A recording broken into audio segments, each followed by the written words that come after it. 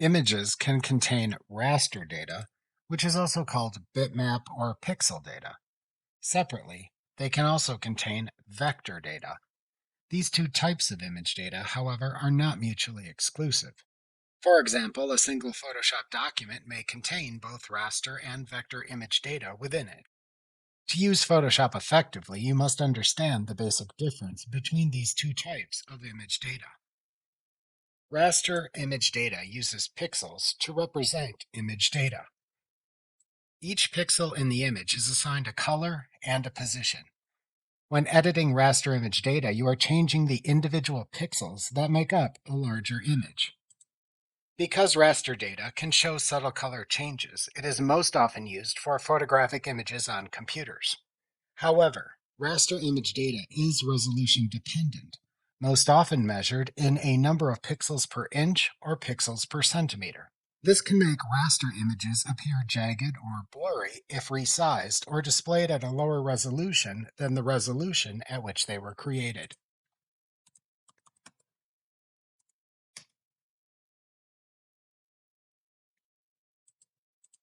Alternatively, vector image data is created from lines or vectors defined by mathematical algorithms. So, vectors describe image data based on its geometric characteristics. For example, if you drew a smiley face shape within a Photoshop document as a vector graphic, then you can move, resize, or otherwise change the vector shape without changing its quality.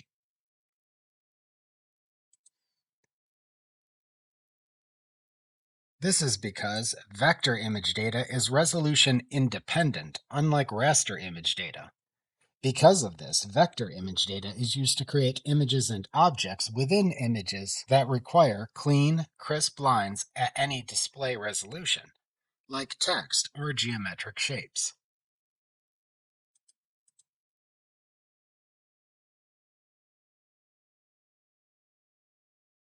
All images must appear as pixels on screen when using a computer display.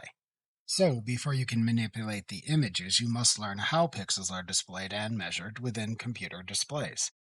When an image appears on a monitor, it is rendered according to the pixel dimensions of the graphic and the display settings and size of the monitor.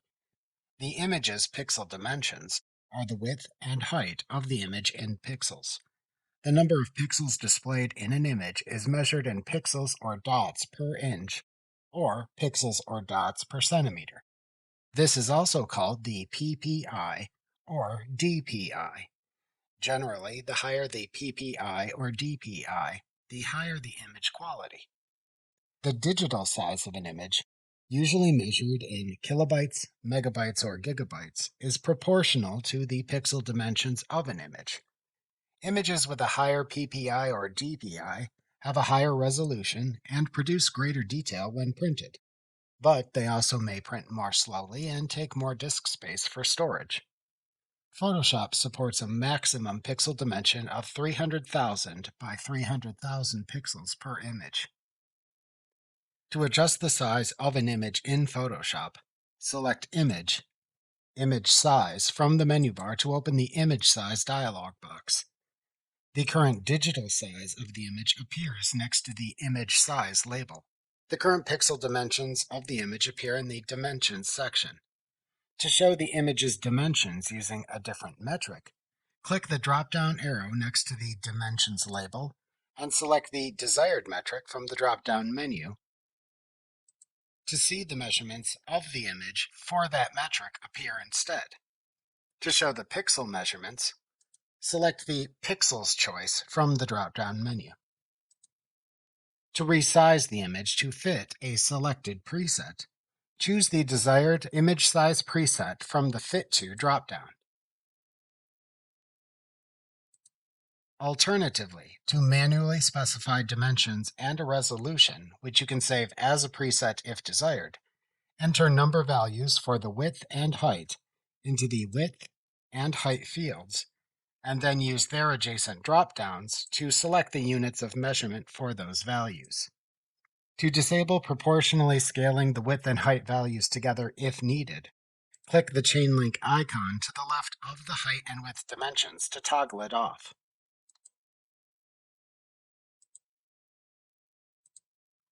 To change the resolution, or PPI/DPI, enter the desired resolution number value into the resolution field, and then select the unit of measurement for the resolution value from the adjacent dropdown. To resample the image when resizing it, check the Resample checkbox. Then use the adjacent dropdown to select the interpolation method of resampling to apply. If you do not resample an image when resizing it, you instead change its resolution. To not change its resolution, you resample the image to add or remove pixels using a selected interpolation method. When resampling an image, if you increase the image size, you add new pixels to the image. These new pixels are added based on the color values of existing pixels in the image. You can generally resample down and not lose image quality. However, resampling up or adding pixels often results in an image that is a bit blurry. For the methods of interpolation that you can select from the dropdown, selecting the automatic choice lets Photoshop use the interpolation method it thinks is best based on the data in the image. The other interpolation methods listed in this dropdown show the situation in which you may want to try using them within parentheses at the ends of their names. If one interpolation method doesn't produce the desired effect, you can try using another if needed. For example, if you find that enlarging an image using the Preserve Details Enlargement Interpolation method produces undesirable results, you can undo your changes and then try it again using the Preserve Details 2.0 interpolation method. Also, note that the bilinear interpolation method, which lacks a helpful description, adds pixels to an image by averaging the color values of surrounding pixels to produce medium quality results. To scale any styles applied to the image when resizing, click the Set Additional Image Size Options button, which looks like a cog icon in the upper right corner of the image size dialog box.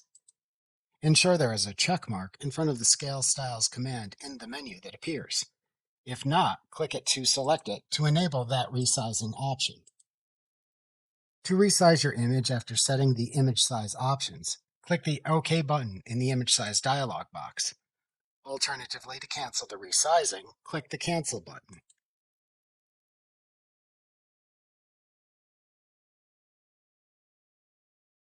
After you create a new blank Photoshop document, you can place additional images into their own separate layers on top of the background layer that appears by default within the Photoshop document if desired.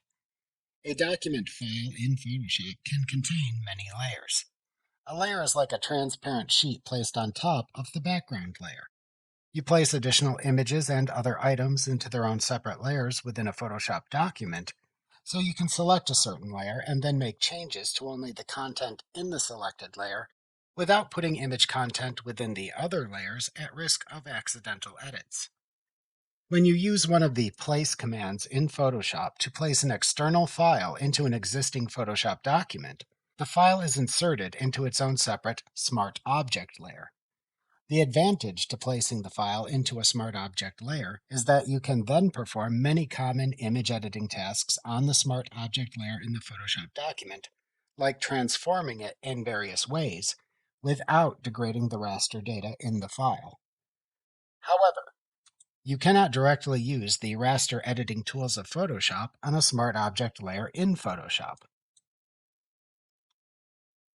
To edit a Smart Object layer that contains raster content using the raster editing tools in Photoshop, you must either rasterize the layer, which removes the advantages of the Smart Object layer, or use the Edit Contents command on the Smart Object layer to edit its raster content in a new window.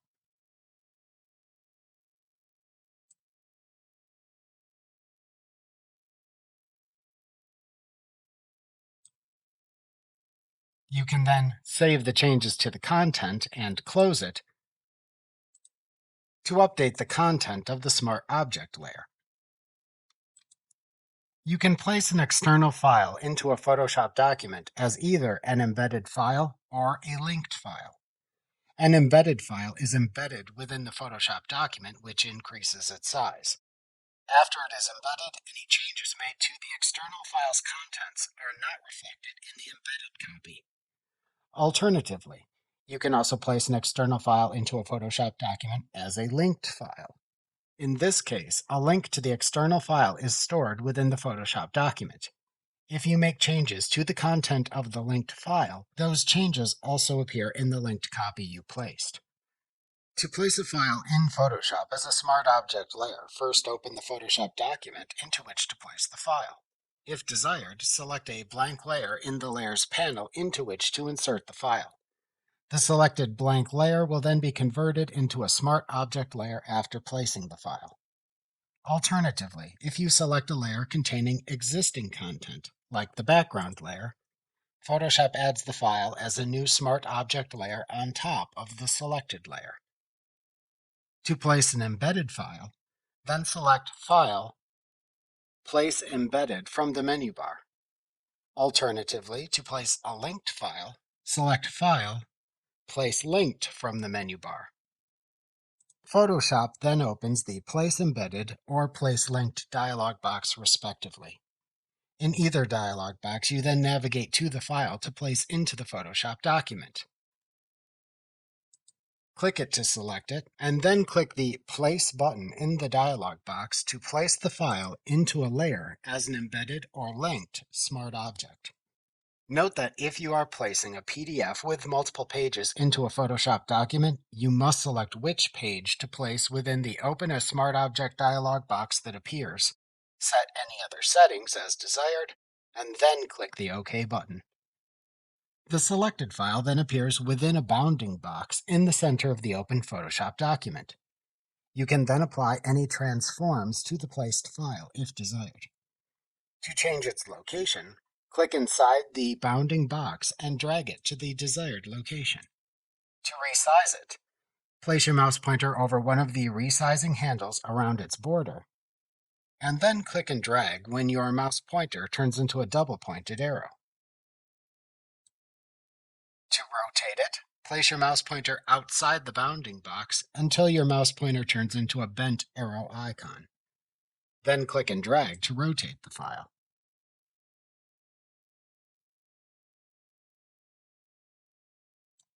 To finish placing the file, then click the Commit Transform checkmark button in the Options Bar control panel to commit to the changes.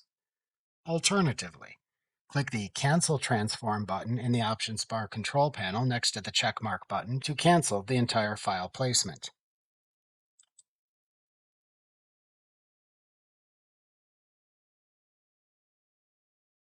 The rulers and grid in Photoshop help you place content within the Photoshop document. To toggle the rulers at the top and left sides of a Photoshop document on or off, select View, Rulers from the menu bar. The rulers in Photoshop help you make measurements. To change the units of measurement shown within the rulers in Photoshop, right-click either ruler, and then select the name of the desired units of measurement from the pop-up contextual menu that appears.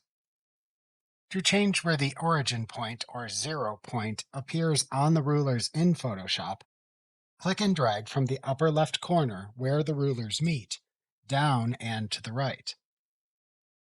The position at which you release the mouse pointer then becomes the new origin point for both rulers.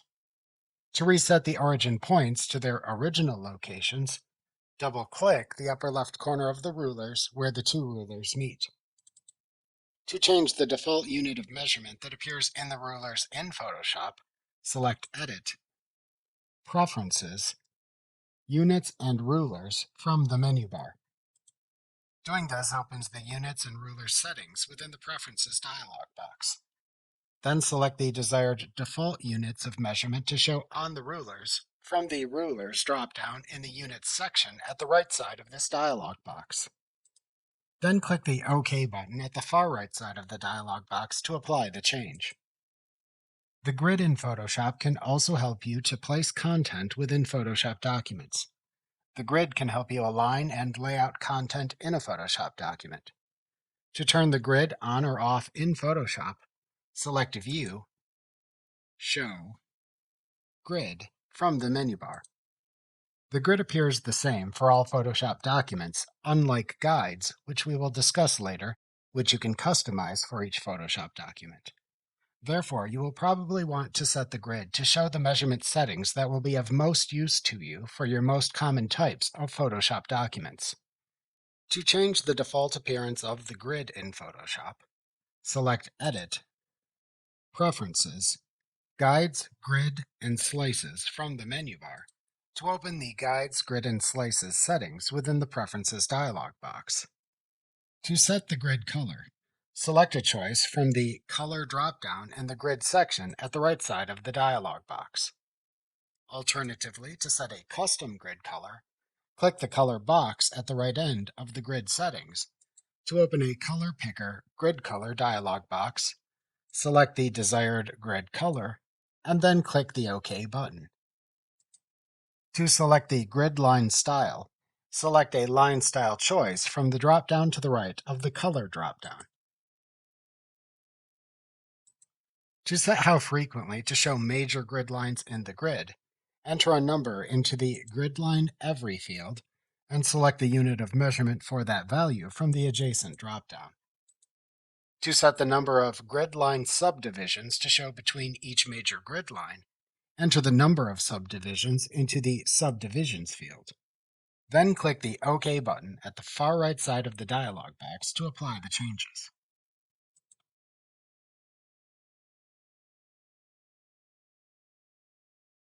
When placing content in a Photoshop document, it is often helpful to use guides that help you align and arrange the content.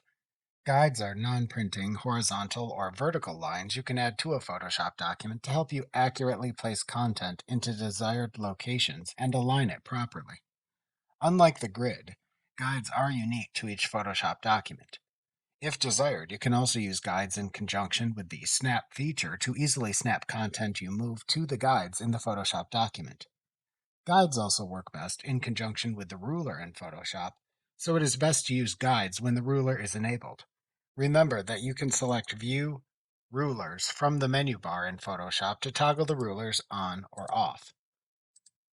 To add a guide to a Photoshop document, select View, Guides, New Guide from the menu bar to open the New Guide dialog box. Then select either the horizontal or vertical option button in the orientation section of the dialog box. To set the specific location of the guide on the ruler, enter its desired ruler location into the Position field. To set the color of the guide, select a color from the Color drop-down, or click the color swatch to its right to set a custom color in the Color Picker Guides Color dialog box that opens, and click the OK button. Then click the OK button in the New Guide dialog box to add the new guide. Alternatively, to add a new horizontal guide, click and drag down into the Photoshop document, starting from the horizontal ruler. The new guide then appears at the location at which you release your mouse button. Alternatively, to add a new vertical guide, click and drag to the right into the Photoshop document, starting from the vertical ruler. The new guide then appears at the location at which you release your mouse button. Alternatively, to create a horizontal or vertical guide that snaps itself to the ticks in the horizontal or vertical ruler, follow these same steps, but simply hold down the Shift key on your keyboard as you drag the guides out from the rulers. To move a guide in Photoshop, either click the Move tool in the toolbar to activate it, or hold down the Control key or Command key for Macs to temporarily activate it.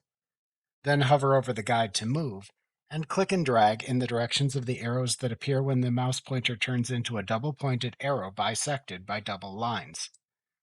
Then release the mouse button when it is in the desired position. Alternatively, to snap a guide to the tick marks in the ruler while dragging it, release the Control key if needed, and hold down the Shift key instead.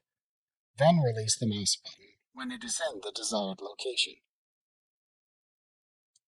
You can also select multiple guides at once in Photoshop to do things like move them simultaneously. To select multiple guides in Photoshop, click the Move tool to activate it.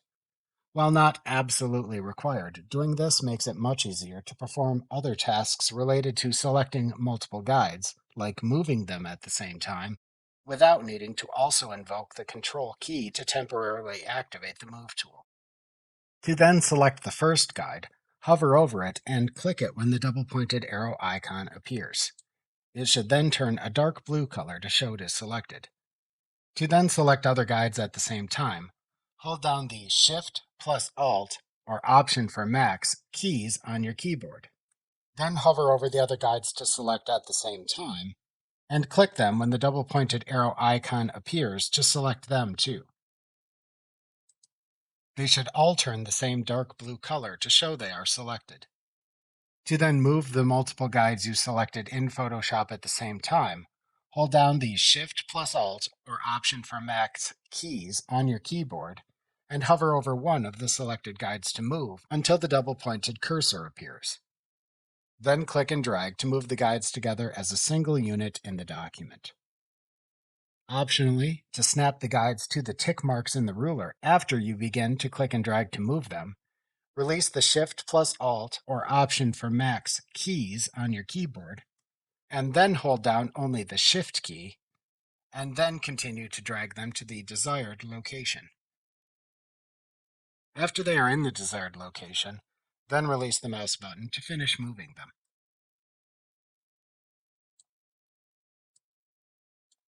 To delete multiple selected guides in Photoshop, either press the Delete key on your keyboard or select View, Guides, clear selected guides from the menu bar.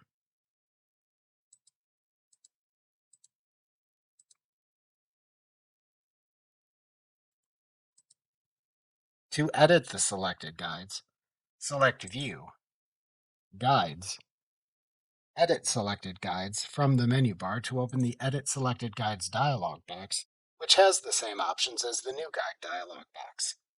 Then make your desired changes to the selected guides in the dialog box,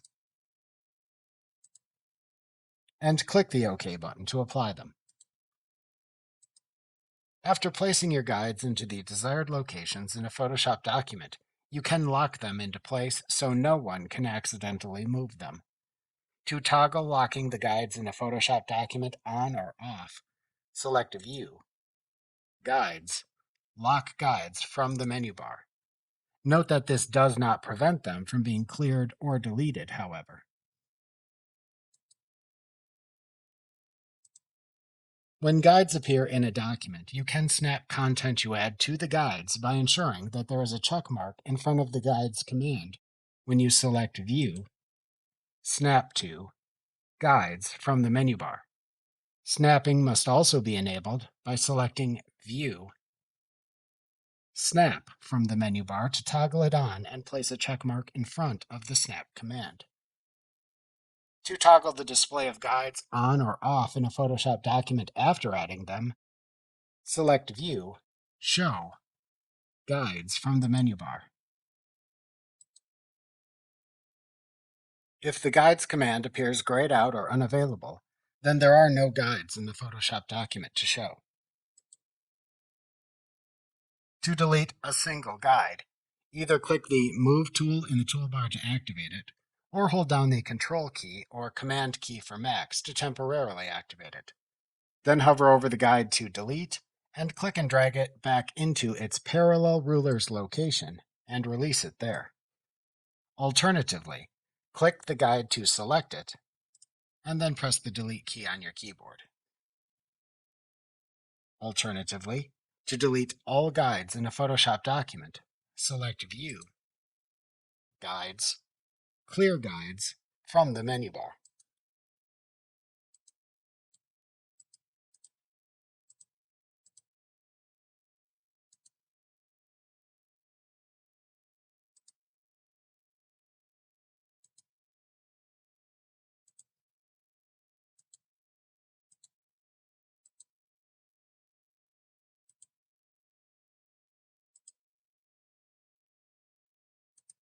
Additionally, if you added guides to both your canvas and to one or more artboards in the same Photoshop document, You can also separately clear the canvas guides and the artboard guides in Photoshop.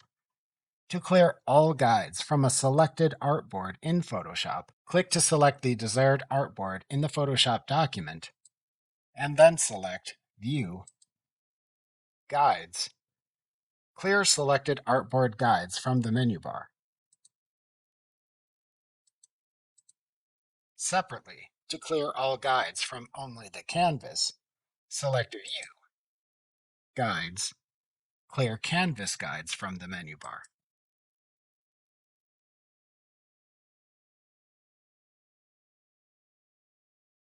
You can also apply guide layouts, which you can modify and save as new guide layout presets to apply a set of default guides to help with design and layout. To apply a guide layout in Photoshop, select View, Guides, New Guide Layout from the menu bar to open the New Guide Layout dialog box.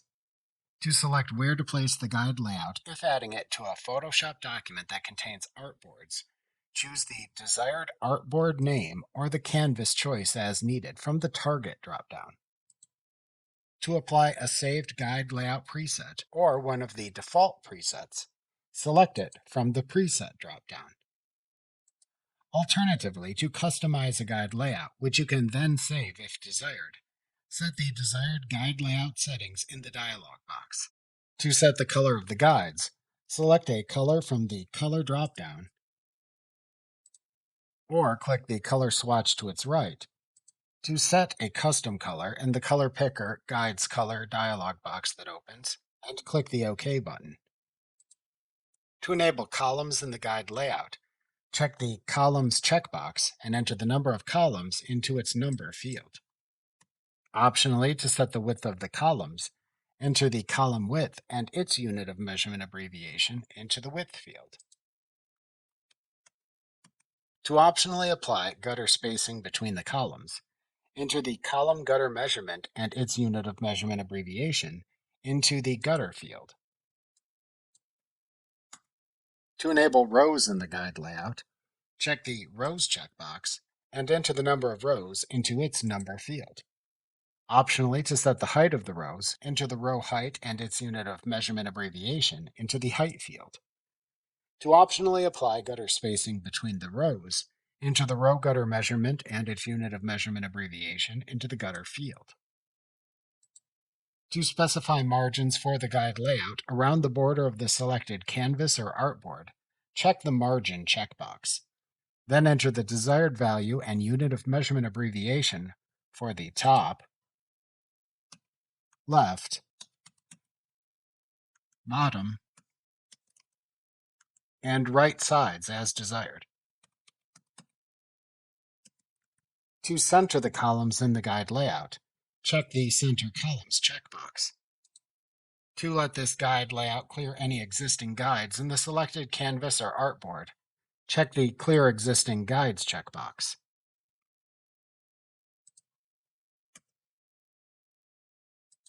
To save your current guide layout settings as a new guide layout preset, select the Save Preset choice from the Preset dropdown in the New Guide Layout dialog box to open the Save As dialog box. Then type a name for the custom guide layout preset into the File Name field and click the Save button. The guide layout name should then appear in the Preset dropdown. To delete a custom guide layout you have created if needed, select the Delete Preset choice from the Preset dropdown to open the Delete Preset dialog box. Select the name of the custom guide layout preset to delete from the Preset dropdown, and then click the Delete button in the dialog box.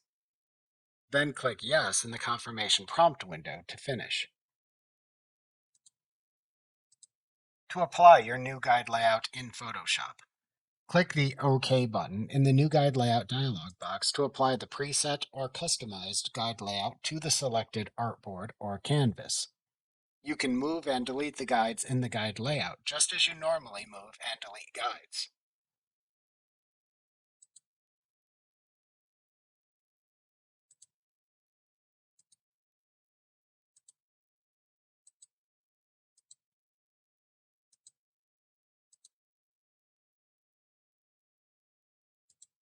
Also note that for Photoshop documents containing multiple sets of guides on artboards and the canvas, you can also clear guides from each artboard or the canvas independently.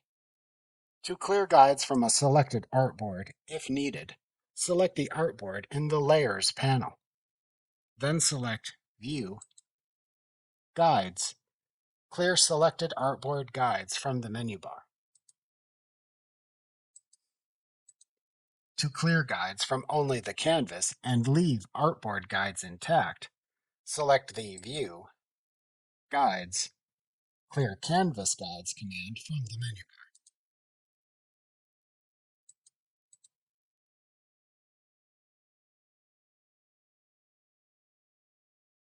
The Undo command and the History panel are two tools you can use to reverse actions you have made in Photoshop to fix mistakes or undo changes you make that you don't like. The Undo command lets you reverse your previous actions in order. To undo your last action in Photoshop, either press the Control or Command for Macs plus Z keys on your keyboard, or select Edit, Undo from the menu bar. You can continue to execute this command to continue reversing your previous actions in order. To redo an action you have undone, select Edit, Redo from the menu bar, or press Shift plus Control or Command for Macs plus Z on your keyboard. If working with a file you have saved, you can also use the Revert command to remove all edits and revert the image back to its previous saved state. To revert a saved image in Photoshop back to its last saved state, select File, Revert from the menu bar, or press F12 on your keyboard. Photoshop tracks all editing changes you make in an editing session as actions and shows them step by step within the History panel. Each action records the history state of the document at that point.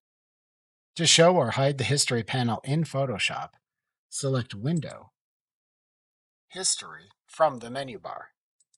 Your most recent action appears at the bottom of the History panel.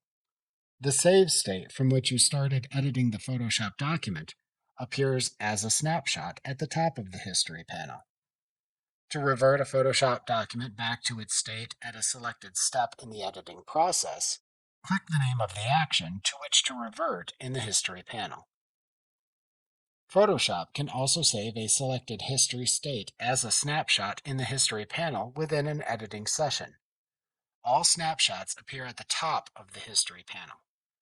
By default, Photoshop shows the Photoshop document's open state as a snapshot at the top of the History panel when you initially open it.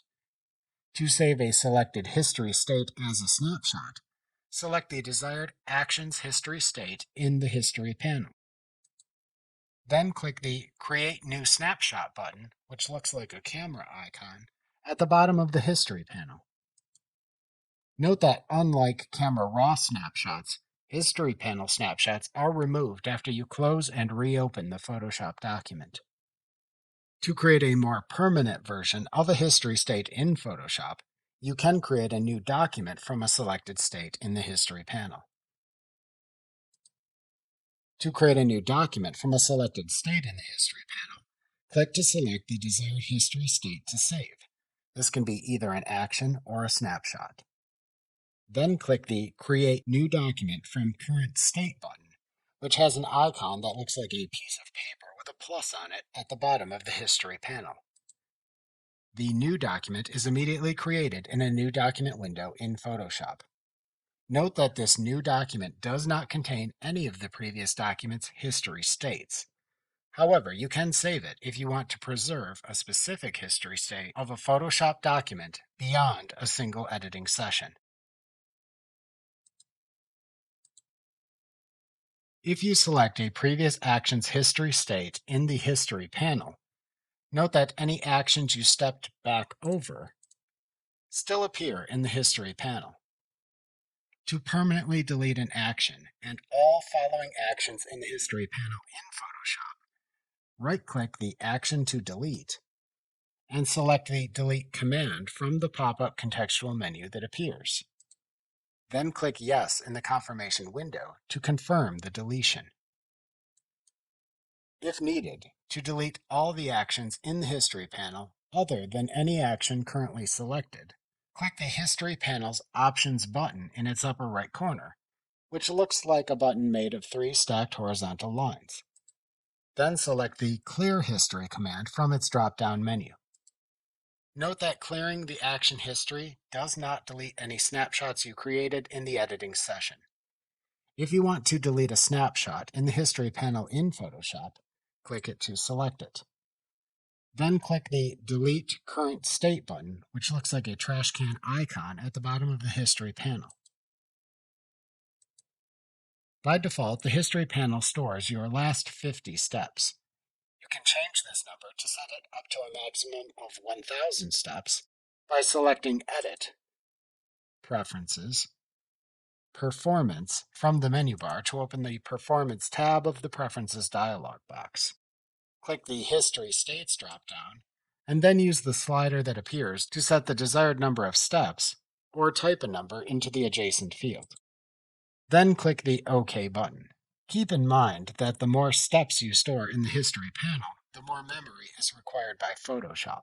It's also important to note that once you close a Photoshop document on which you are working, all its editing history is cleared.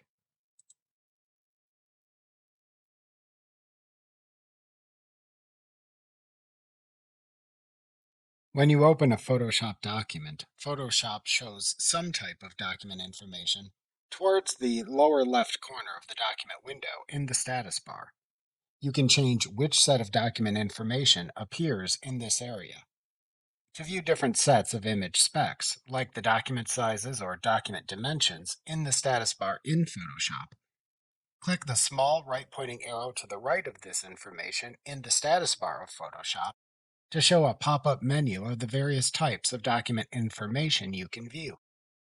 Click to select the name of the type of document information to view in the pop-up menu, to then show that information to the left of the arrow in the status bar.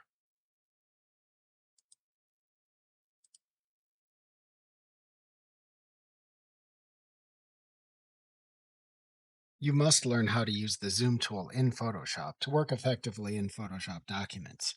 When you open a file in Photoshop, its current magnification level appears in the lower left corner of the status bar. One way to change the magnification level of the current document in Photoshop is to click into the magnification level shown at the left end of the status bar, type a new percentage, and then press the Enter key on your keyboard.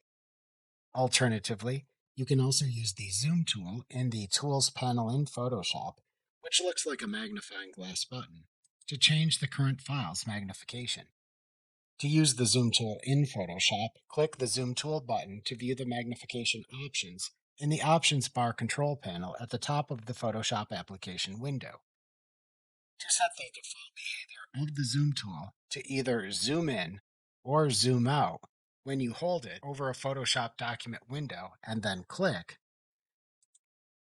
either the Zoom In or Zoom Out buttons in the Options bar control panel, respectively.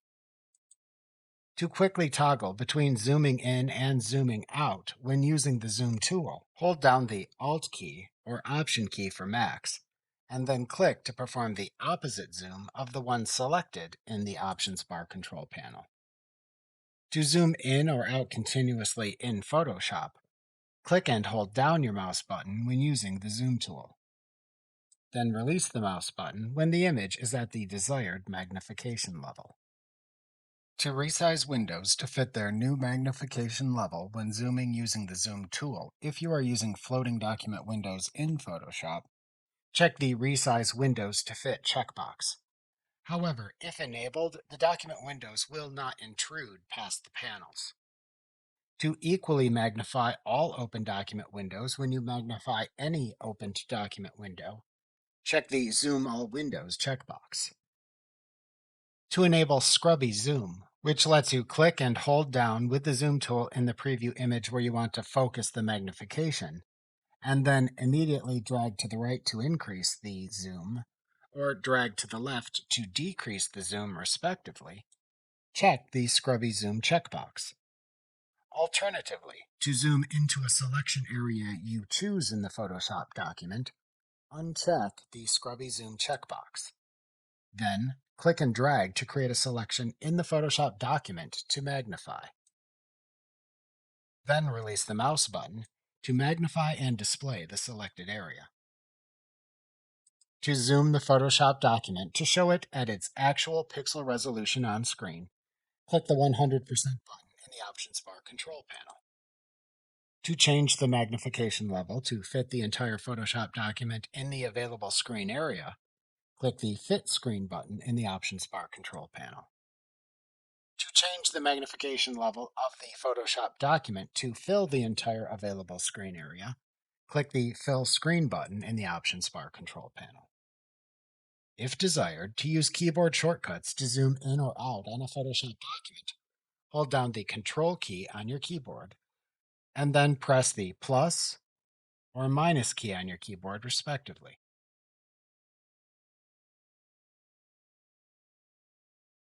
To pan and scroll a Photoshop document within its document window if you can't see the content you want to edit at its current magnification level, click the Hand tool in the Tools panel. Note that this button shares its location in the Tools panel with the Rotate View tool. After selecting the Hand tool in Photoshop, your mouse pointer will appear as a hand icon when you place it over the Photoshop document. At that point, click and drag to pan the content of the Photoshop document within the document window frame. This is a very handy tool to use when you must select something off to the side of the document window frame when you are zoomed in closely. Because you often need to pan the Photoshop document when making edits, you can also quickly enable the Hand tool when another tool is enabled by default. To quickly activate the Hand tool when another tool is selected, hold down the spacebar key on your keyboard and then click and drag to use the Hand tool. To revert to using your previous tool, then release the spacebar key. Alternatively, you can also use the Navigator panel in Photoshop to move around within a Photoshop document, select different parts of it to view, and change its magnification. To show or hide the Navigator panel in Photoshop, select Window, Navigator from the menu bar. The content shown in the Photoshop document window corresponds to the area in the Navigator panel that is enclosed within the red box. To change the magnification of the Photoshop document by using the Navigator panel, click and drag the slider at the bottom of the Navigator panel right or left to increase or decrease its magnification level, respectively. Doing this also changes the area enclosed within the red box in the Navigator panel, in addition to changing the document area shown on screen in Photoshop. To pan around in the Photoshop document by using the Navigator panel, click and drag the red box in the Navigator panel to pan. Then release it when it shows the desired document content.